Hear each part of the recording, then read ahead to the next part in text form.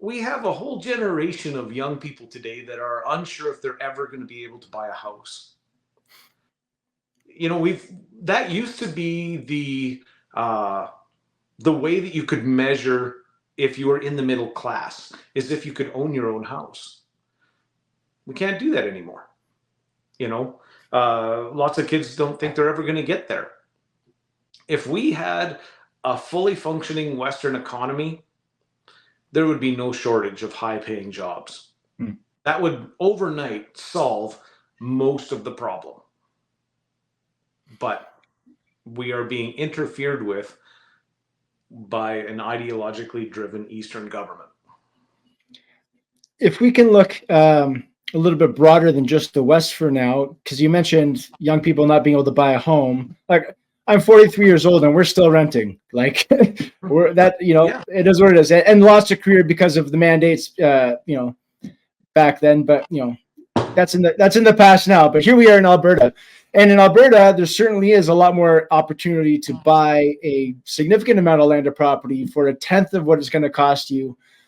For like, you'll get a small home in a suburban neighborhood in Toronto for like $1 million, $800,000. And for $800,000 out here, you could probably get a couple hundred acres with a fully developed house on it in rural Alberta. So that's kind of crazy. And I tell all my friends and family that, and they're just, I don't know why. I can't seem to court them out here. They're just too attached. But some people don't believe it. They don't. But it's so true. But immigration is a big thing too. The speed at which people that are not necessarily culturally compatible either, because I would like to preserve not just Canadian culture. And today, like, what even is Canadian culture anymore?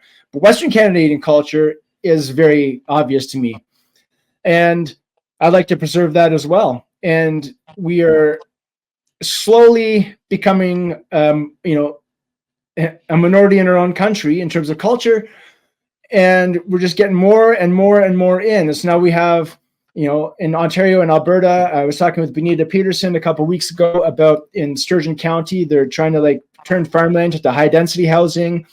We have all of this happening, which is also driving the housing prices up, because we don't have enough not enough roofs for the amount of heads that we have. Mm-hmm. And that's just not just a Western Canadian problem. That's a Canadian problem all over the place. So I guess I was going to ask earlier about the Mavericks and your personal position on immigration, but how do we solve this? I think the housing crisis is maybe a combination of the immigration crisis. It's just a misnomer, and then also the way that Western Canada is treated in terms of being, like you said, we're handcuffed politically by an ideologue at the top. So how would a Maverick opposition even, or how would a Maverick contingent in the government combat that? Well, towards immigration, frankly, we need some immigration. We do. Canadian society as a whole is not having as many kids as they used to. Certainly not as many as me on the whole.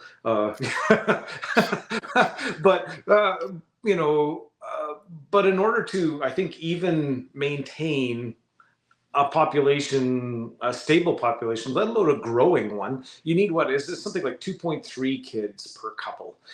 That poor 0.3 of a kid. But you have to have that. And we, on large parts of the country, we are not even close to that anymore. And so if we are going to maintain even just current, we do have to have some immigration. But that is where the rest of it comes into play. So if we're going to have immigration, and I think that we need it, and we should, is we do need to start vetting all of our immigrants, frankly, like we used to. That's not new.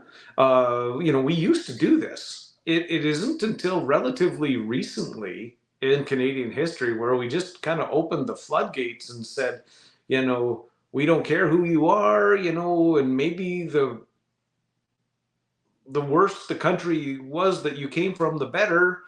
Somehow we are morally superior if we, and again, there needs to be some sort of a method for people who are true refugees. Okay, that's fair. Frankly, by the color of my skin, you're gonna know that that my ancestors weren't here 200 and 300 years ago. My great great grandfather was an immigrant too from Germany, right? So I'm not going to be hypocritical about that, but this is the difference, I think. And I'll go back to my grandfather and I'll talk about him because I think that this is the thing. In northern Alberta, where they settled, there was people from all over Europe, for the most part, right? Not just Europe, but a lot of them from Europe. And there was people from Sweden, there was people from the Ukraine, there was people from Germany, and certainly Scotland and England, and all of these here guys. And they had strong national identities from those countries that they came from, all of which they gave up when they got here. They became Canadian.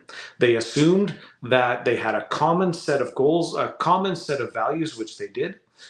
Here in this area, for sure, it was self-reliance. And not just, no, that's the wrong way to say it. It's not necessarily self-reliance because they needed to be reliant on each other. Community was a big thing back then. Of course, it had to be. There was no big government programs to bail everybody out. So they had to have a community base. They had to get along. They had to rely on each other. But in addition to that, and you'll say, oh, okay, how can you prove that, Colin?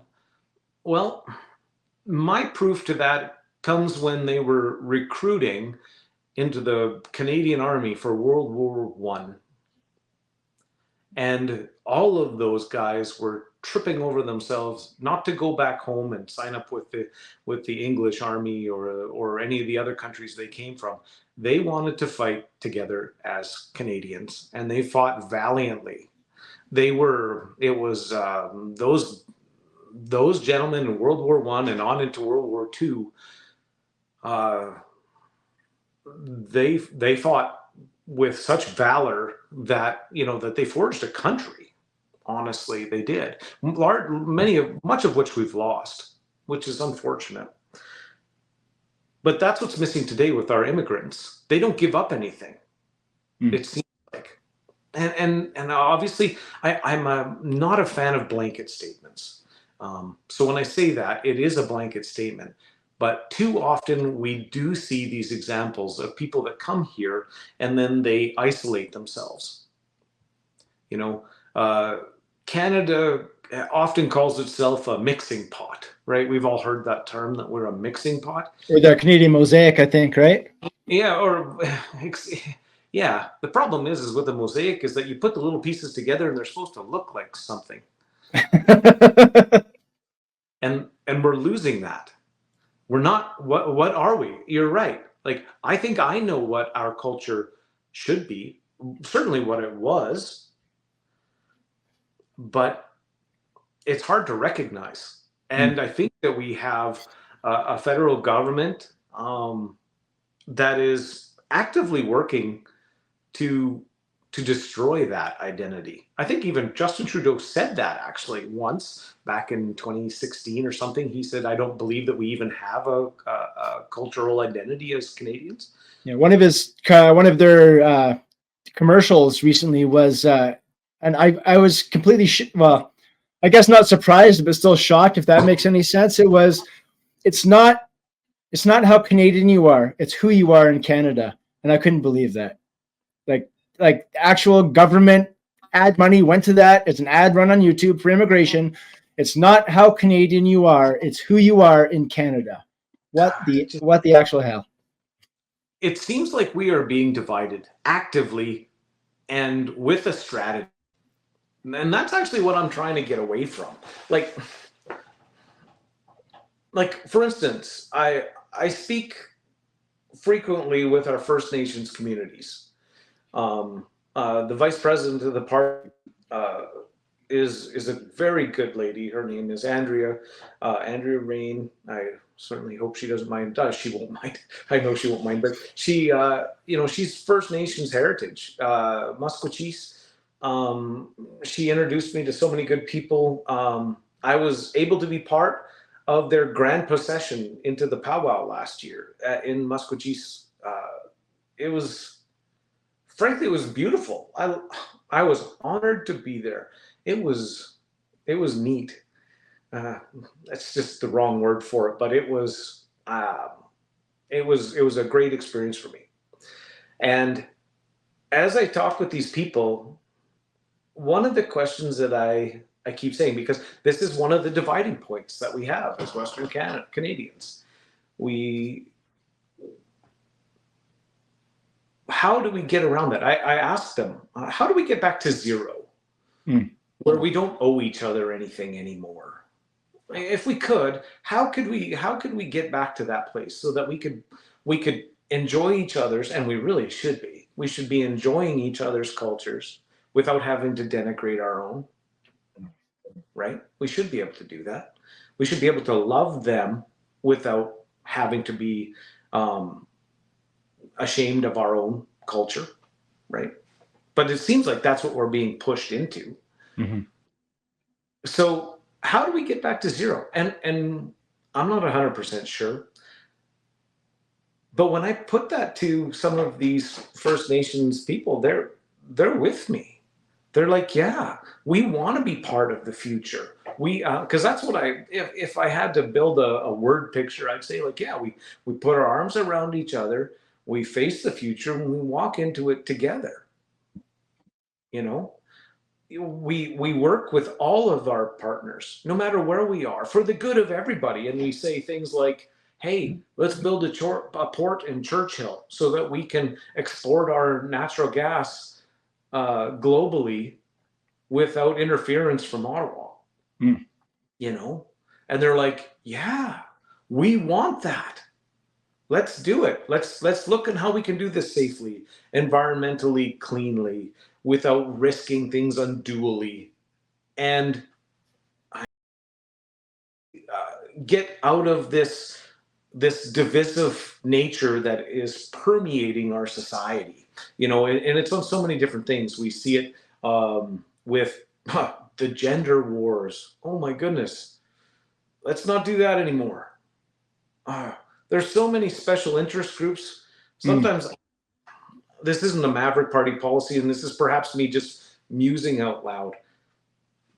What would happen if we just eliminated every special interest party, every special interest lobby group? What would happen? I don't know. Would it be better or worse? I wouldn't lose any sleep at night. I'd sleep just as fine. Right? I don't know. It's a tough one for me, because I'm by nature, it's part of my makeup is I'm a bridge builder. I'm a somebody who's going to seek to look to build bridges and compromise, and where I can, to make people pointing in the same direction, and then push. Let's go that way. That's what I want to see. And I think that's what happened a generation ago, or well, actually more than a generation ago now, in Western Canada. You know, that's what made us who we are. We have a living memory of that. And it made us extraordinary as a society. It made us world class. That's what I aspire to. That's where we have to go back to. So how do we do that, right? And so this would be the first step to me, is making sure that we have an opportunity to, from a Maverick Party perspective, is that we can at least say these things out loud in the House of Commons and start to build a movement. That's why I'm doing this, because it ain't for the money, and it certainly ain't because it helps me sleep better at night, because it certainly doesn't do that. But that's why I choose. But that's why I choose to be involved.